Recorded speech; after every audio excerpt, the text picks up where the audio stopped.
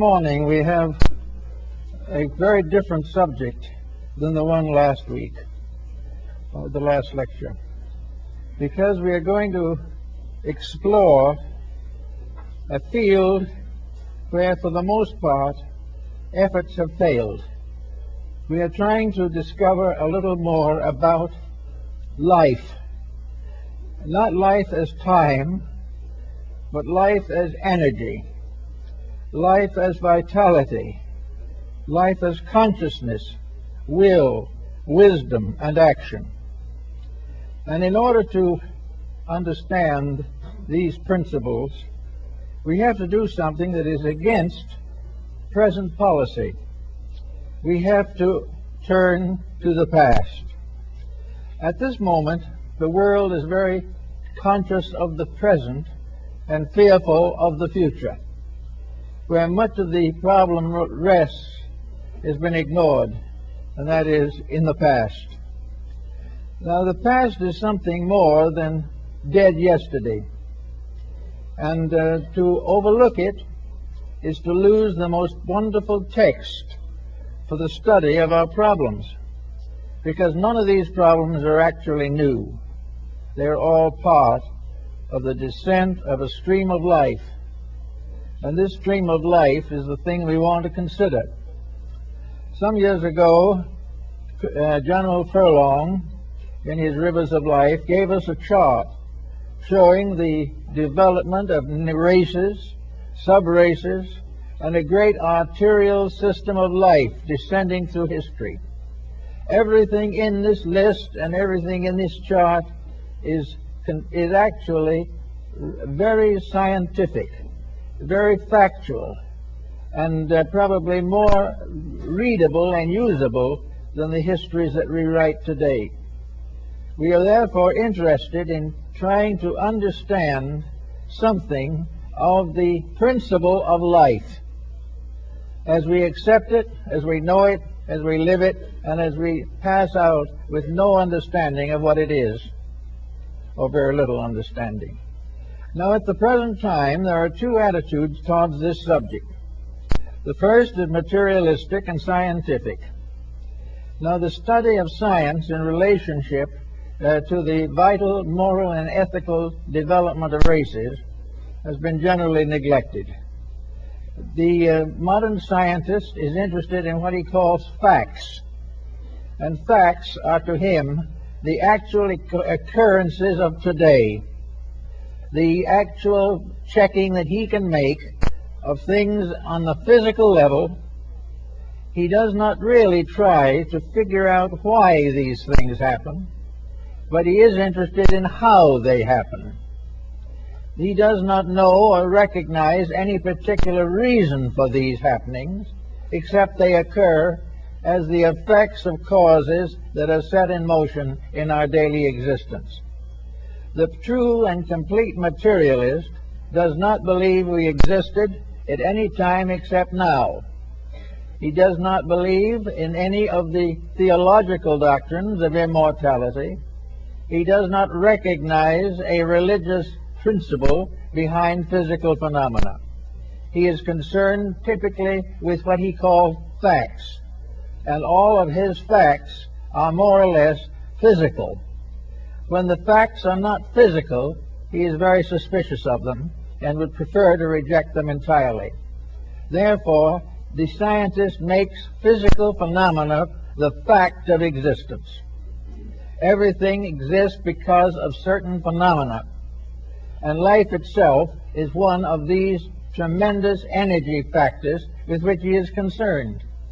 He does not know where life comes from, except in the physical sense, through the perpetuation of species. He does not know about the overtones which affect the conduct of human beings, because to him these things are merely passing shadows on the surface of a scientific factuality with which he is completely absorbed. The result is that as far as moral and ethical development is concerned, the scientist has to depend upon another factor if he wishes to develop any of the overtones of ethics. He has to divide his attention and admit the existence of something above or beyond science.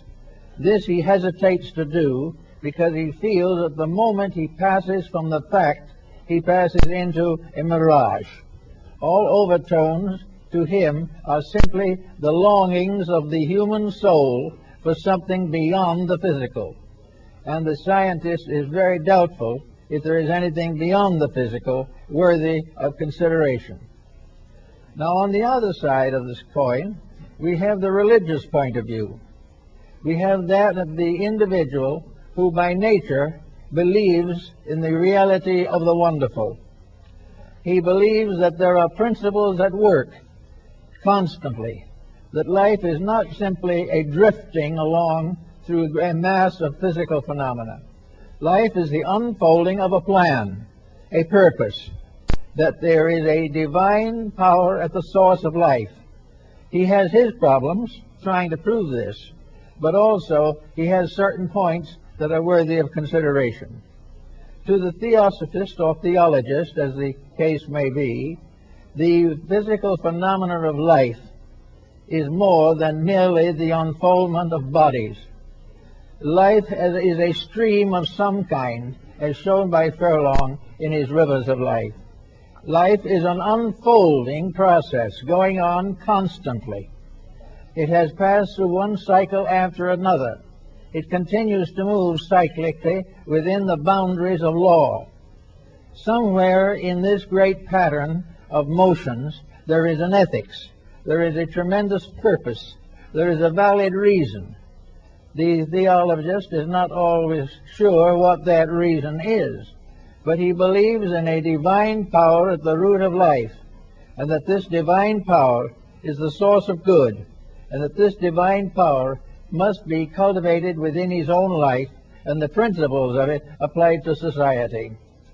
Therefore, he has his point of view, but as far as the scientist is concerned, his point of view is scarcely adequate. The scientist says the theologian, in order to have the point of view that gives him hope and idealism, must ignore a vast order of physical phenomena. The theologian, on the other hand, says that to get down to the level of physical science, the scientist must ignore a mass of superphysical phenomena, which he cannot deny, which he cannot disprove, but he finds difficulty in accepting within the boundaries of science. Therefore, we have the scientist as a person actually moving in a physical environment. When he thinks of history, he thinks of physical history. When he thinks of the future, he thinks of a future of scientific historicity. He believes in the unfolding of forms, of the constant enlargement of human empire. He believes constantly that the human being is the master of all things in the material world, that the human being is the lord of all he surveys, that he is constantly being challenged, but that growth, progress, and unfoldment are the result of the pressures of human occupation and exercise, that the physical world is being built by material means, and that these material means are largely under the general supervision of the scientific concept. The perfectly scientific person, therefore, would be a perfectly lawful person, but he would live within a very narrow rule, a rule of materiality alone, because there's no place in his system where the immortality of the soul or the presence of a divine trinity at the basis or in the foundation of the material quaternary. Now, with these 2 points of view, we need history. We need to take something that is now being generally ignored. In fact, we are almost invited to ignore it. We must not think of the past. The moment we think of past, we become involved in morality. The moment we begin to examine the structure of human history, we come into the presence of a tremendous ethical structure, a structure of moralities, a structure of laws, a structure of principles. Most of these have been set forth in the great religious histories and philosophies of mankind. Now, if we accept the reality of tradition, if we accept the fact that history is a valid instrument of knowledge, and it was one of the valid instruments of Lord Bacon in his Novum Organum, or the new instrument of knowing, we then have to realize that in history we have to study the concatenations of events in a way that we do not do at the present time. In other words, the average person is not interested in the law of cause and effect. He doesn't know why it functions. He only knows that it interferes largely with what he wants to do. And as he goes along his way, that which comes in conflict with his ambitions and his purposes is considered to be unreasonable, or at least unpleasant. So that the person today tries to avoid the challenge of cause and effect. If he goes back into history, he will find 100 empires that fell from the same mistakes that he is making. Now this should mean that history is a valid subject. History should be taught in schools because it is the story of what happens when we do certain things. And we have proof that these happenings are inevitable and immutable. They are just as scientific as anything advanced by science. But because they deal with moral, ethical, or spiritual values, science prefers to ignore them as not provable. Yet they are provable. History is what proves them. And until we can prove definitely that the developments of life on this planet survive against historical mistakes, we have to consider history as part of the story. Now, history tells us that there is a pattern by which all things in this world move, and what Furlong called the rivers of life. In the Bible, 4 rivers rose out of Eden and made fruitful the earth. Rivers of ethics, rivers of morality, rivers of religion, religions of art and science. All these things are great institutional structures built upon the manifestation of history as ethics. So we look around and we see that certain things always happen. Now we come to a group of people who do not care whether they happen or not. One of the reasons being that they have never studied sufficiently the records of human action and activity to realize the importance of these things. The young person in school today is told that now we are living in the grand age of all things that are wonderful, and therefore the past is made up of a group of primitive wanderers struggling against the advancement of science. This is not true, but this is what the average person is inclined to believe. He is inclined to believe that now is important, that everything should be judged by now. We should judge the TV programs by now. And if we do that, we're in kind of difficult situation. And we must also beware that we must judge nuclear physics by now, and by the building of more nuclear plants. We must judge the result of destruction of our environment by now. Everything must be today. And the reasons why we're in trouble are neatly evaded, because they interfere with our good spirit in doing what we please regardless of consequences. So we begin to study what these things all add up to. Now when it comes to this point in the view, we have now 2 systems. One believing that there is a principle of good, and the other believing primarily in a principle of skills, or ethical, physical pursuits and progressions. Now in this we have to try to study something. Of course, in religion, deity emerges either as a person or as a principle who becomes, or which becomes, personalized.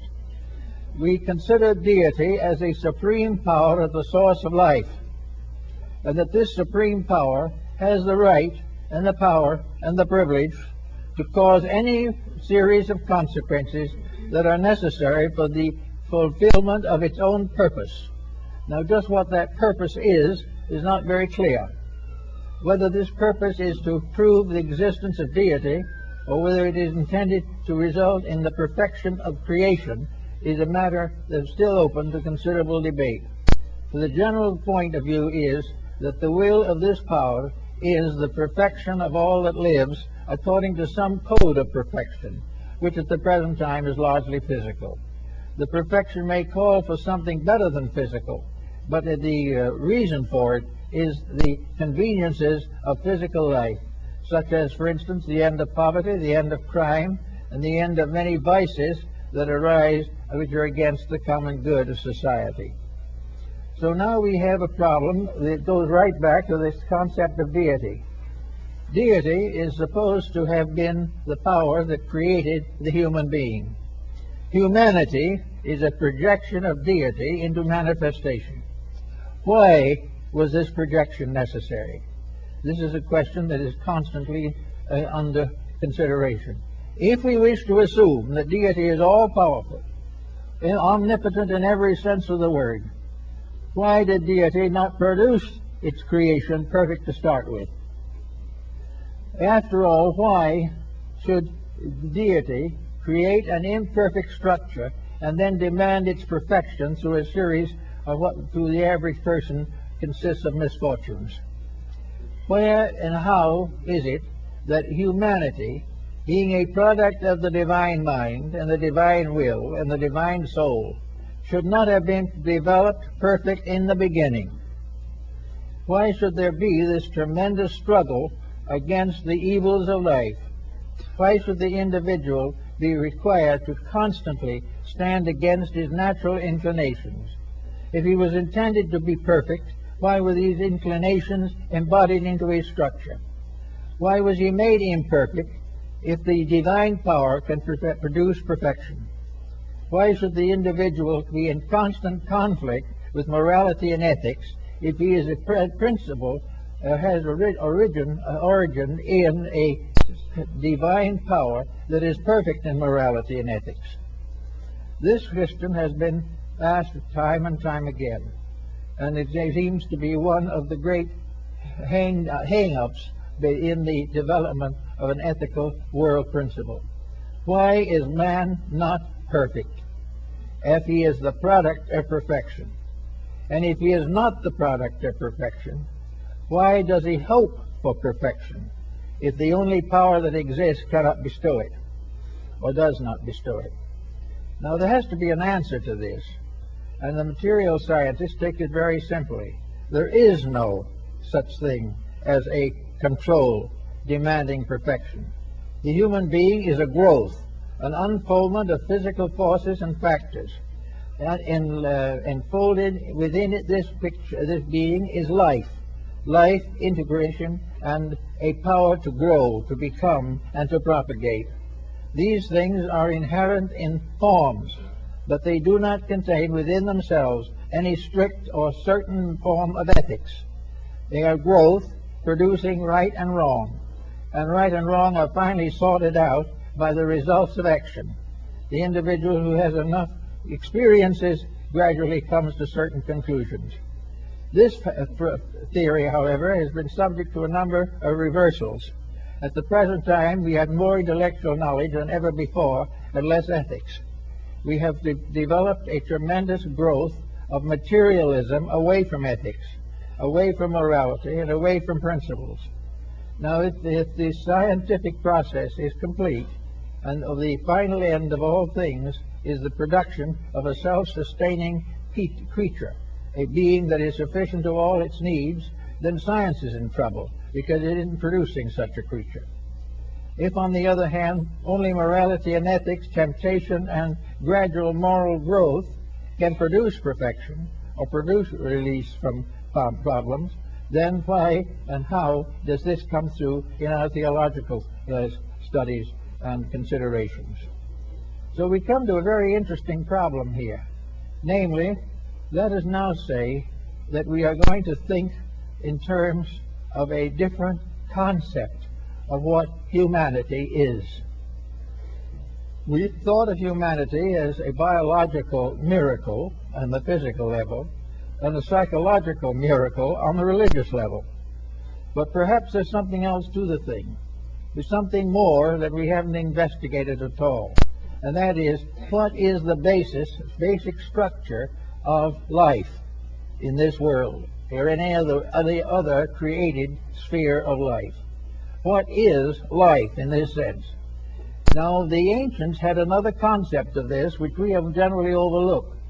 One of the oldest forms of symbolism for life is a river. It is a stream. And in most philosophies of antiquity, this stream of life is flowing out of a cause. It is like a stream rising in a great mountain and gradually drifting down the side of a hill, gathering small riplets to itself until finally, with a tremendous crash, this stream of life falls into the sea. And this is the great cycle of life, that this is life moving inevitably towards infinite differentiation and finally into ultimate reorganization and reintegration. Therefore, instead of thinking of life as simply an energy in the sense of humanity, let us think of humanity as an aspect of life, that life itself is a forever ensouling power. It is continually unfolding itself. And this great stream of life, which we call humanity, is one tremendous entity, an entity which is, according to some of the Hindu philosophies, composed of nearly 60 billion single entities. That what we call humanity is a vast energy, a vast concept and complex of motion, life, integration, and power. That what we call the human being is a member of this great society which we call humanity. Humanity is one structure, one being, one substance, and this humanity rises within the unfolding of universal phenomena. It arises not in materialism, but in the great process of nature and nature's labors, namely, be ye perfect, even as your Father in heaven is perfect. Therefore, we are thinking now not of humanity as a series of individuals alone, but humanity as the one being which we call the human being. We find this in the ancient religious systems of both Christianity and the ancient Hebrew systems from which the Old Testament was derived. We find, therefore, that there in the Old Testament that Adam Kadmon, is not a person. Adam Kadmon is humanity collective. There is one mysterious power. This being is one being. And this one being consists of all individual human beings considered together and moving together in the great river of life. And this river of life is being moving to the perfection of itself. This is a little abstract and a little big to think about all at once, but it gives us a very important clue, namely that we are moving together along a pattern that is intended to bring about certain definite results. In other words, we are not paying for past sins, nor are we then doomed to make more sins and nothing else. We are here to grow, to unfold the potential which we call human, which is one of the innumerable levels of life in the infinite universe. We are one creature, more or less, cast away like Robinson Crusoe on a desert island, but not cast away outside of the divine purpose, cast away to prove and justify that purpose. We are here to achieve the growth of this being which we call humanity. This being is made up of an infinite number of separate personalities, all growing together. This great being which we call the humanity also breaks up within itself into a number of races, sub-races, and divisions, all of which are part of one structure. This one structure being a level of growth in the universe, a level that has become part of everything, just as much a justified fact as the development of solar systems, or the development of planets, or the development of various continents on planets. These things are growth symbols, and humanity is an entity growing, one entity, made up of an infinite variety of individualities. This was the point that was made by Herbert Spencer, that man is an infinite variety.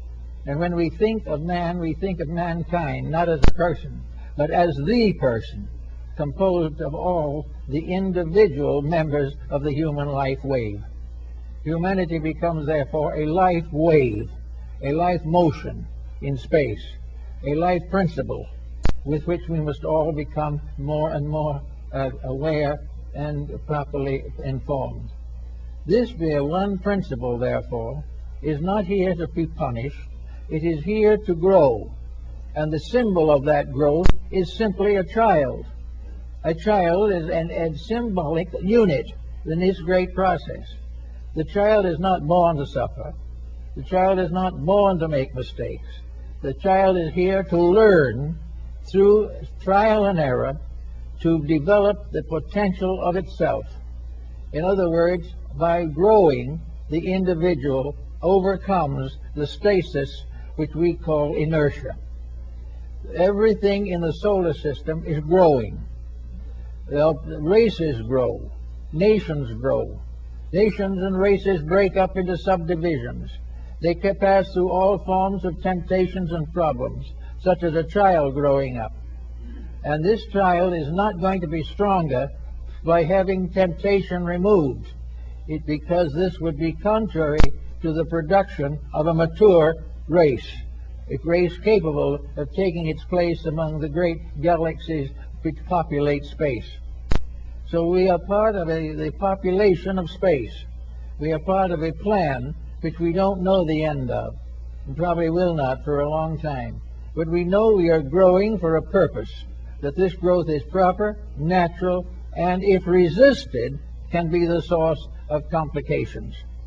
The moment we resist the motion of becoming better, we loose all kinds of sorrows upon ourselves. The child is not punished in nature simply before ignorance. It is presented with means of overcoming ignorance.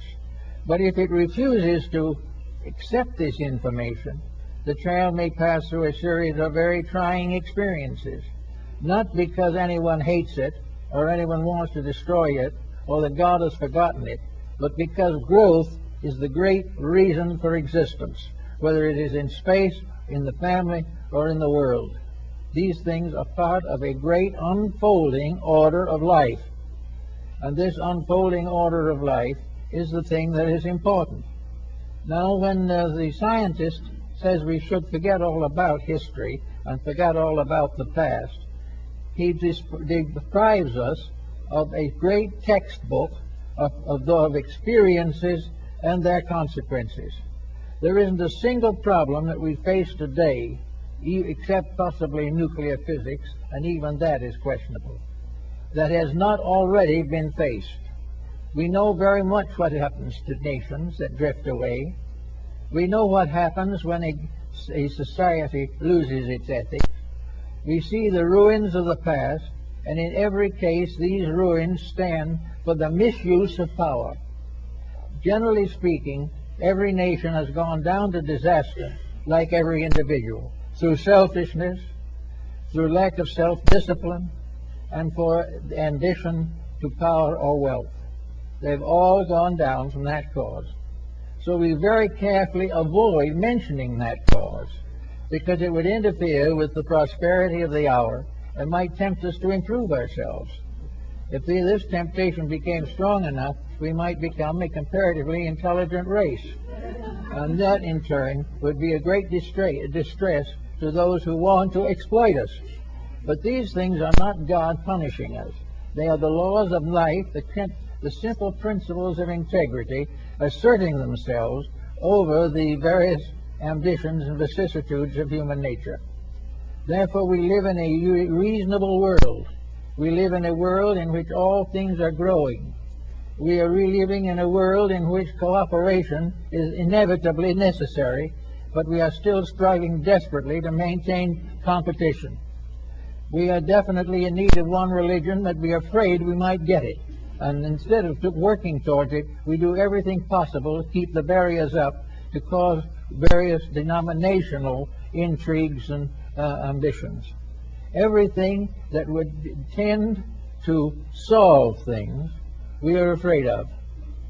And yet we have to face these things that are right. And the power of destiny, as it was known to the ancients, is the power that says this is going to happen. No matter what we do, we are going to grow. And if we grow the easy way, we can have pleasant gardens and a pleasant life. If we decide to grow the hard way, we will have war and strikes and conflicts and plagues and various inquisitions, as long as we resist the natural law of life. In other words, what we call our environment today is our school, a great moving mass of life with a certain specific destiny, humanity, an entity in space, a collective. Meanwhile, we have human collectives, then we have another collective, the animal collective.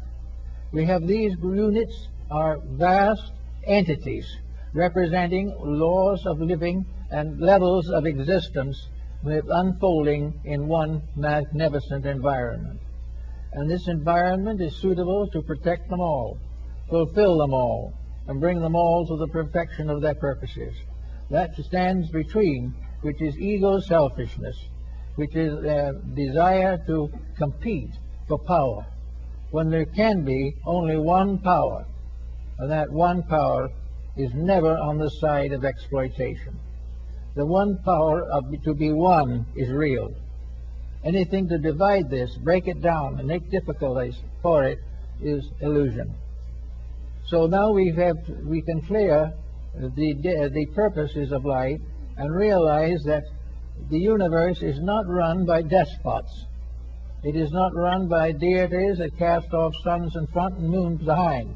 It is a great integration of unknown origin, but of absolute honesty and perfect intelligence and infinite love.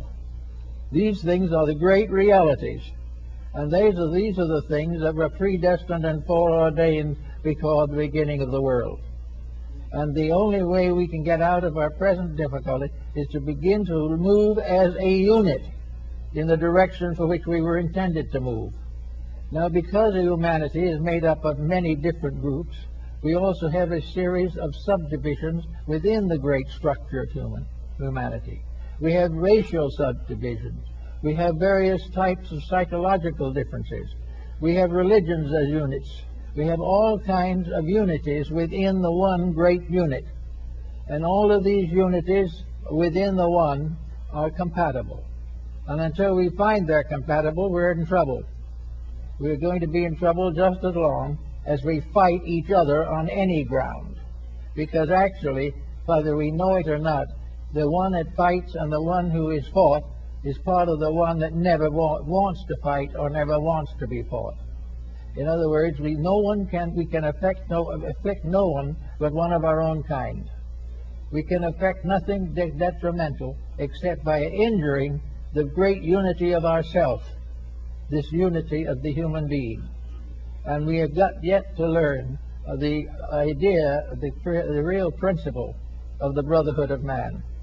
We have to realize that the great power behind things, it wants this civilization, this culture, this great world order to succeed. It must succeed because there's no such a thing as a failure in the divine plan. It cannot fail. By the very nature of itself, it cannot fail because it is infallible by substance, by essence, and by reality. So we can fight with it for a long time. We can oppose it for ages. We can put down 10, 20, 50,000 years of war and pillage, but has no bearing upon the essential fact that it must end regardless of how we realize or how we think. First is the realization of the brotherhood of man, and secondly, the realization of the identity of all that lives. These principles could become a solution to the constant pressures of our day. Now then, when we go a little further into this matter, we begin to study the various effects of life upon these points. Now, finally, if we consider this vast unity as one, which it is, the Adam Kadmon, the one that is made out of the stardust, then the other mind, a small one, the physical atom, so-called, ADM meaning in Hebrew a species or a kind, not a person. Then we have the problem of this little atom. And this little atom is ourselves. This little atom is each human being, because each human being is a galaxy. Within our skins and in the various structures of our body are as many worlds, planets, and mysteries as anywhere in space. We have an inner space that is filled with life, just as the space in which we live.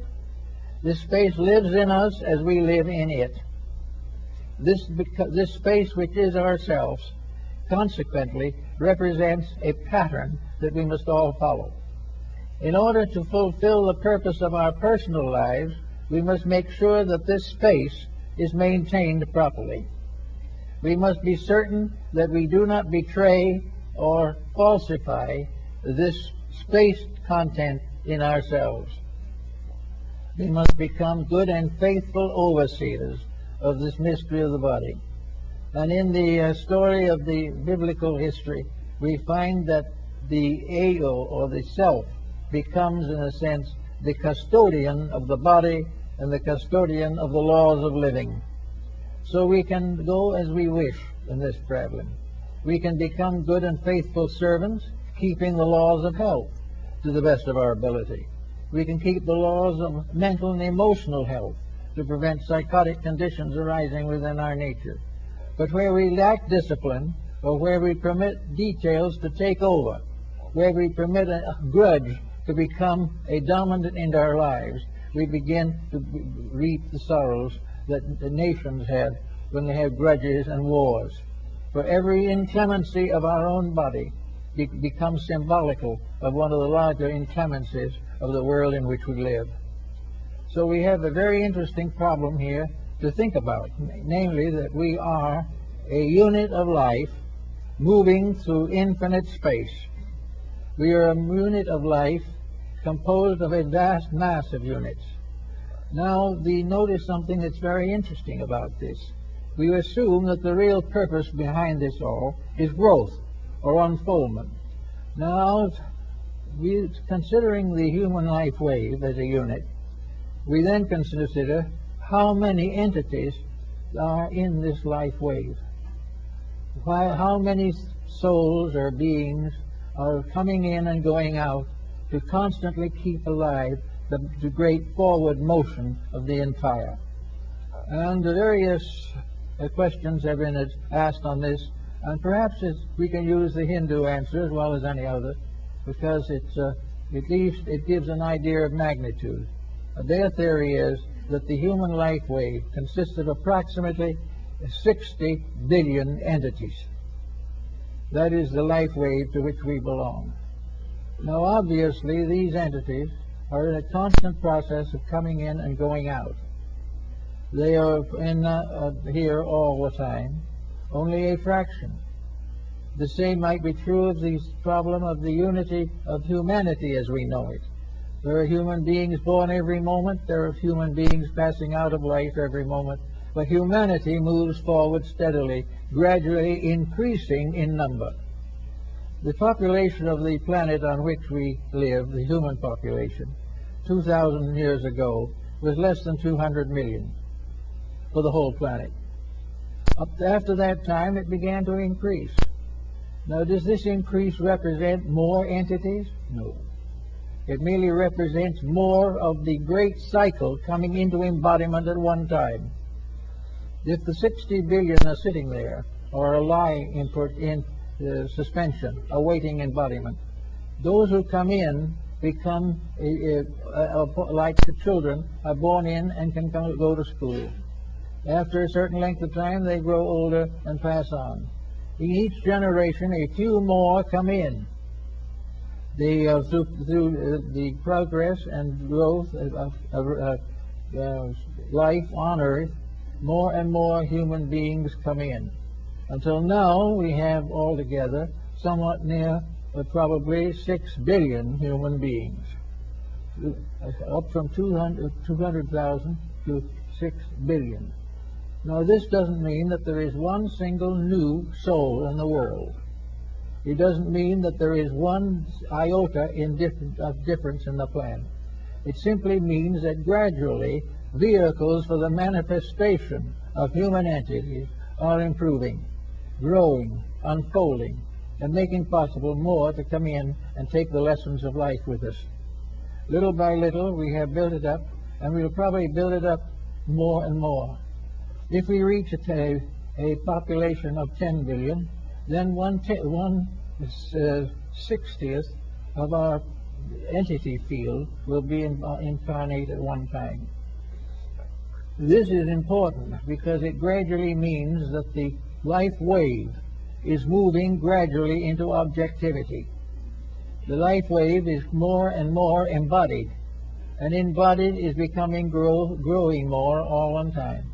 With every increase in population, therefore, new scholars have come in to go to school, and those few who have graduated disappear or vanish away, but they are in no way substantially changed. There is no death in this pattern. There is only a constant changing toward the better. Now, this is a very large concept, and it's a concept that must be given a lot of consideration, but it is also a concept which contains within it space for growth, and it takes away from us forever this fear of eternal damnation, or from the scientific point of view, eternal oblivion. We are growing up as a being in space. There are other beings. There are animal kingdoms. There are plant kingdoms. There are mineral kingdoms. And even minerals grow, although it's sometimes difficult to point it out. Paracelsus described definitely the growth of metals in the rocks. And I have seen this alchemist here, a little old gentleman, who had a little tiny gold tree that had grown in a rock and was still growing, although it was depending on a small piece of rock. Everywhere things live, grow, and fulfill something. Every form of life is part of something coming forth to go to school, to go to learn the lessons of immortality, to become perfect as their Father in heaven is perfect. And this whole pattern has in it not one single moment of evil. It has not one moment of selfishness in the pattern. These things are the result of the individual not gaining a proper insight into the problems of the life to which he belongs. So we can say definitely, for a moment at least, that what we call life is a motion of a great wave of entities into manifestation. That these waves of entities are everywhere in space. That we are by no means the only one. That within our own little planet there are several of these great waves moving at one time, all compatible and all misunderstood, all fought against by the very persons who should be fighting for them. Now, in this particular time which we're worrying about, we know that the resistance to growth has become greater and greater, and the errors of mortal mind have become more and more difficult. We are rebelling against life, whether we realize it or not. Anything that does not dignify life is against it. Anything that does not help it to grow injures it. Now, all of these things that are good and bad are not tremendous. It is not a great crime or a great sin for any individual to want to be happy. We all want to be happy. But we haven't found out yet that happiness lies in the keeping of the rules rather than the desperate effort to escape them. We have a feeling that if we can get rid of all law and order, we'll be happy. This isn't true. The more we get rid of law and order, the more of lawlessness and disorder we have. So each individual becoming a student, or as the old Rosicrucian formula, an abecedarian in the College of the Holy Spirit. That is exactly what we are. The College of the Holy Spirit is the complete environment in which we exist. The matriculation of the great group of entities is an entry of a group of entities into a great educational, cultural system that is completely idealistic, that is completely real, and which will only may be perfected when human beings keep the rules. Now there are deities of ancient times who were the deities of rules and laws. There were deities of wisdom and truth and health. But all of these deities are symbols of rules. The god of health is the symbol of the individual who lives according to the laws of health. Everything that goes as it should does so because of its order and because of its reality and because of its integrity. These things we have to face, and we like to think of ourselves as perhaps a vast ship upon a sea of infinity. And on this ship, like Noah's Ark, are all the living creatures of the world, all on the great journey from here to there, which in reality is from ignorance to wisdom, from the unknown to the perfectly understood, from that thought of to that which is lived, and from the uncertainties of error to the certainties of reality. All these things are part of a great plan of life. Life is itself a moving power, carrying within itself all things that live, and everything that lives is under the laws of life and under the rules of it. And the only way we can have happiness and peace is to abide by these rules. Now, in the daily problems that we face all the time, there are things we can bear in mind. Everything that advances unity helps to reveal the strength of the common pattern. Everything that reminds us that we are one is a force for good. Everything that puts us against each other to fight and struggle and to compete for authority and power, all these things are illusions. Now we say the individual leaves here. After having 70, 80, 90, whatever it is, or less years, the entity retires. Now where does the entity go? What happens to it? Does it cease? Does it pass into some kind of a Hades, as a theological entity might be considered? Does it pass into oblivion, as science would dominantly say? What happens to it? The answer is, according to the wise, that it returns to the ocean of the race of which it is a part. It becomes again a part of the great structure of totality. But each time it comes back, it brings with it another grain of reality. Out of every life we learn, either from our action or because of our action, that there is a certain truth that we are going to gradually accept. For instance, maybe for 50 lives, we have been feuding with various circumstances. We went through a certain life, we feuded with the family and went off by ourselves and died lonely.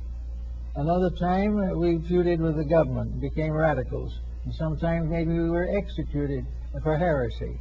On another time we were feuding with the economic system and put on great strikes and so forth. All the time we were against something, and that being against something kept bringing us back because we hadn't learned the lesson.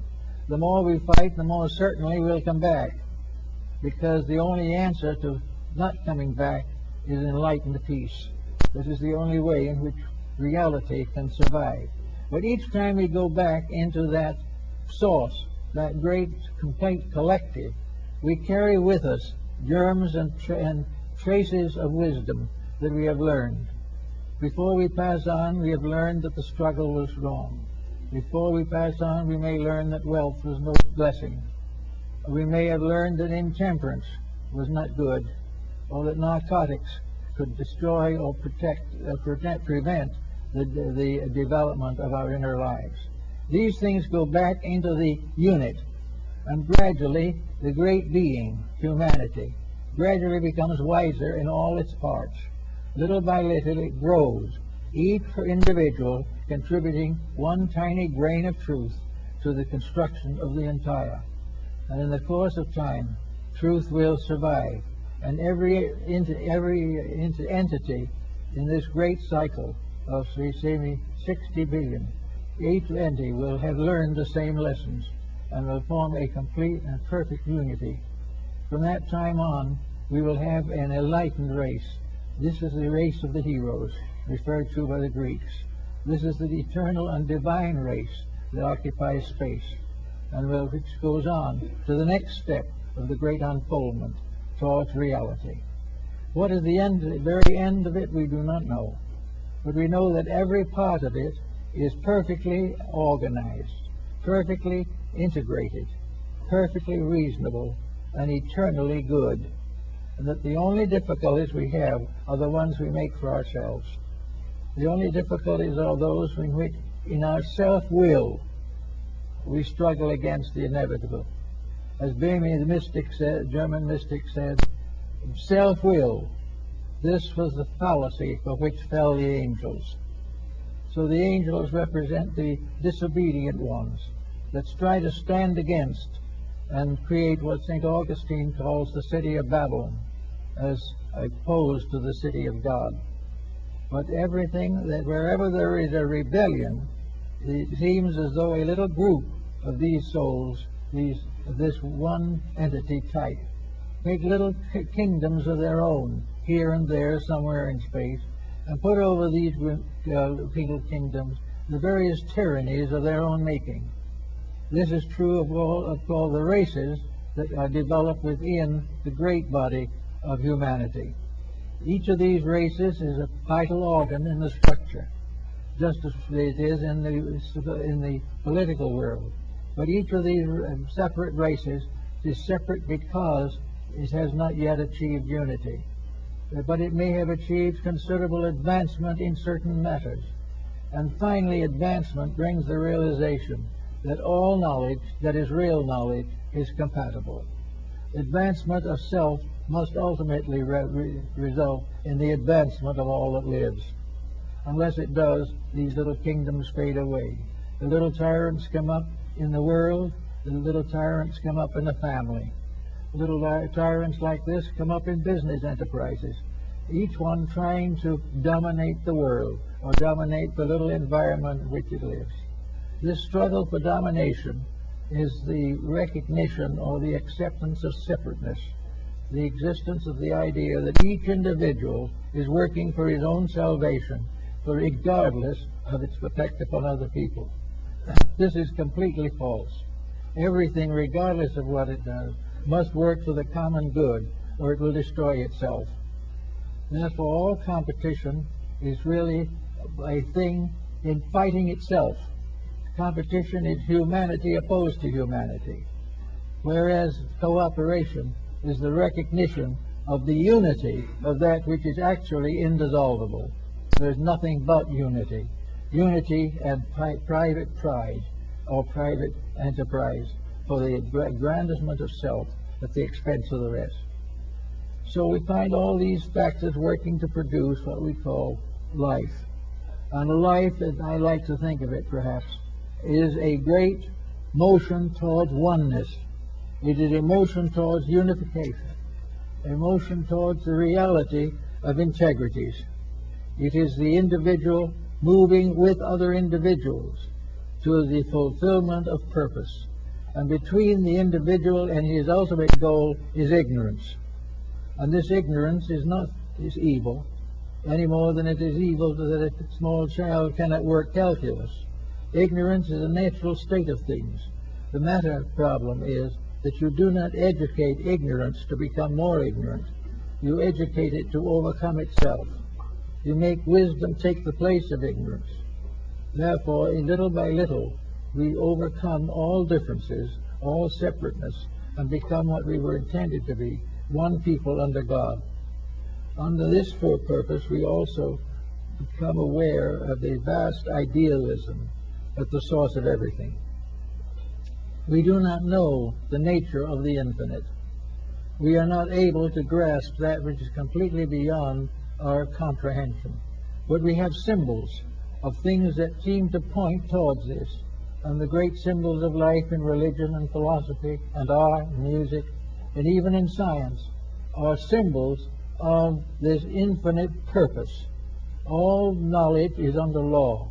All law is under God, and the gradual realization of this can help the individual to restore the problems of his time.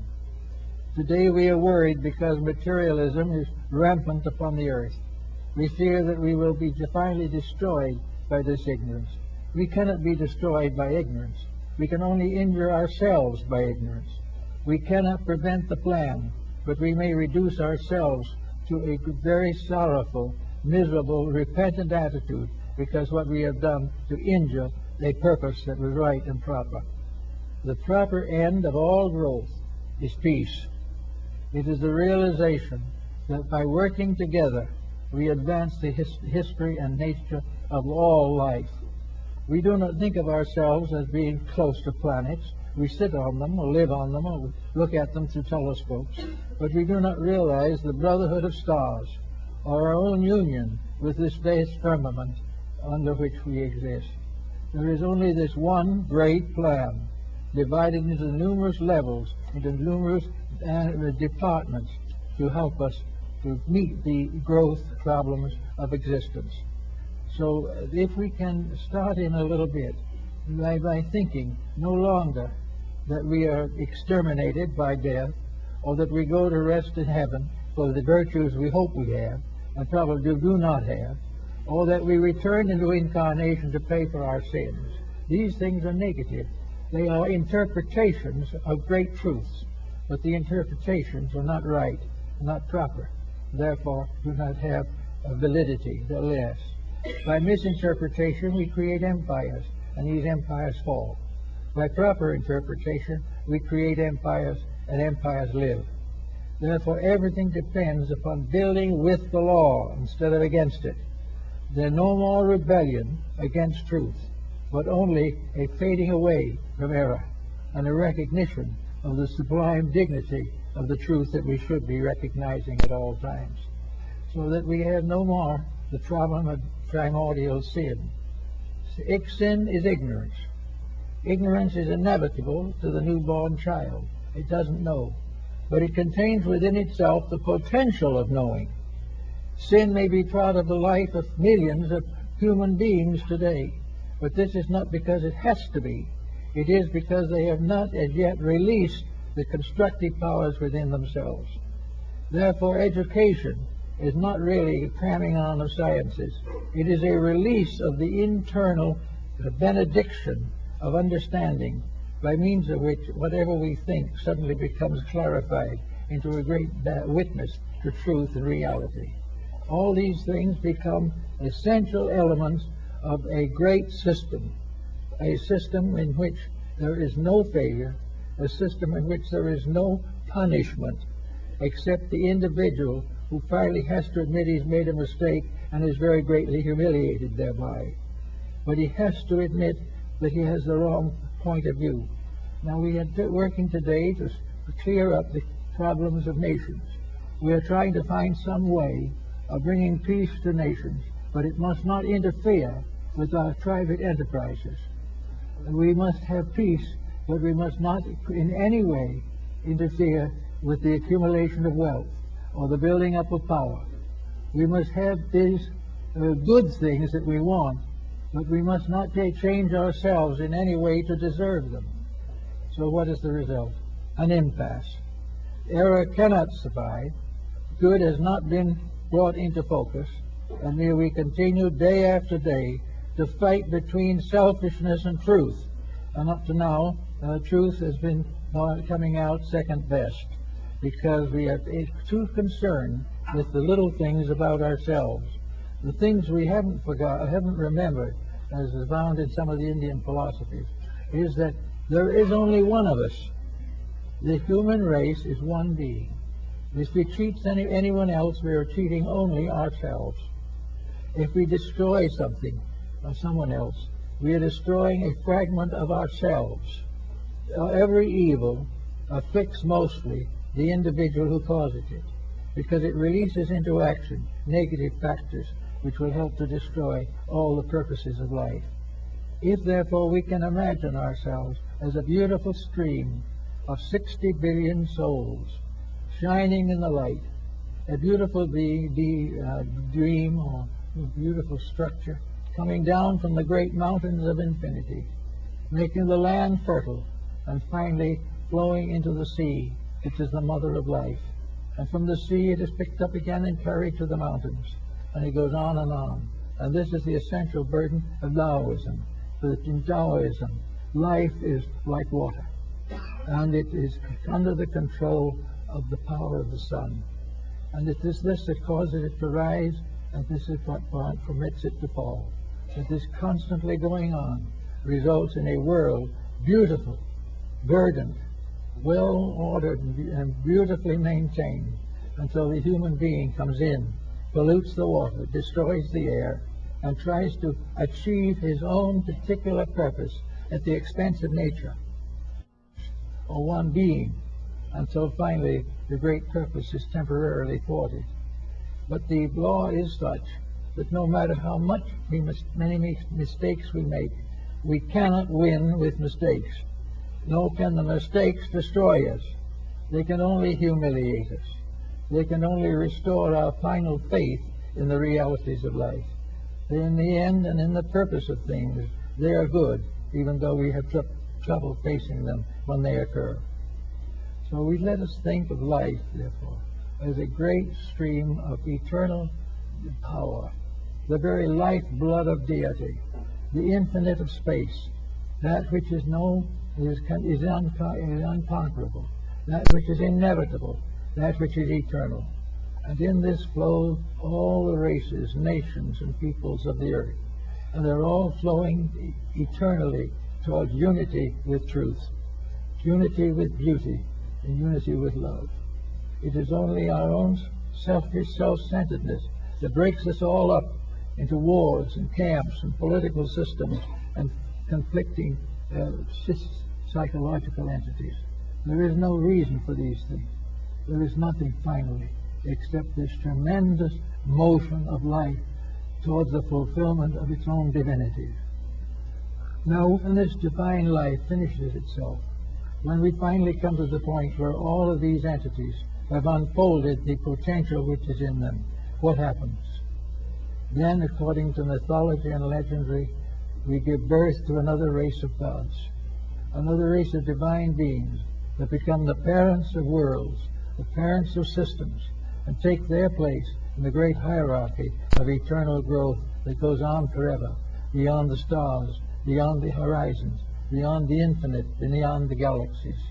There is nothing. We do not know what lies beyond.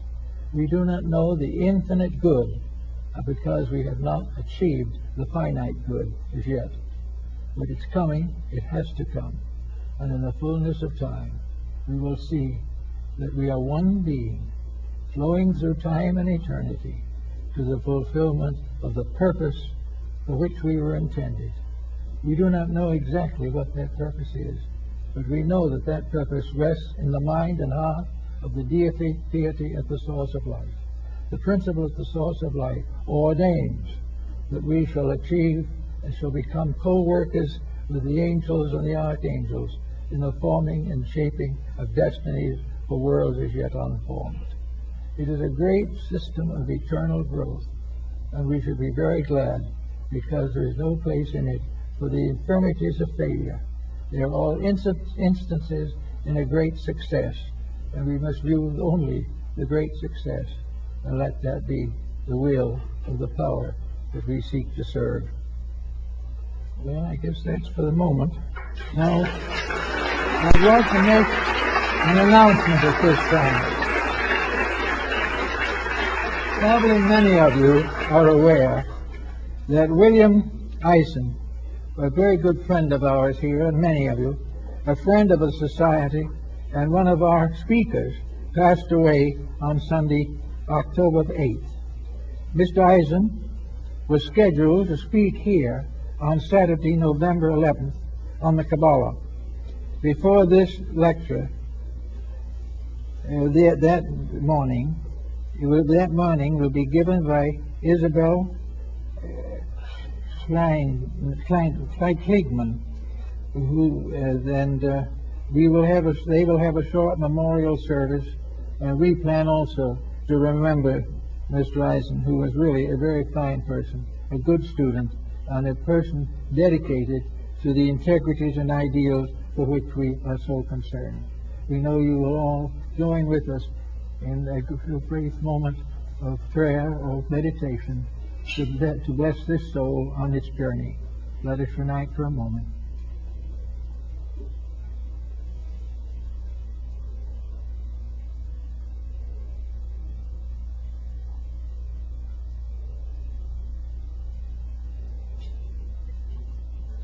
So mote it be. Another soul goes forward to new experiences in the great stream of eternal life. And that where we all belong, and in the presence of that, there is nothing to fear, everything to hope for, and a full realization that in the fullness of time, each of us will fulfill the destiny for which we were intended. So mote it be.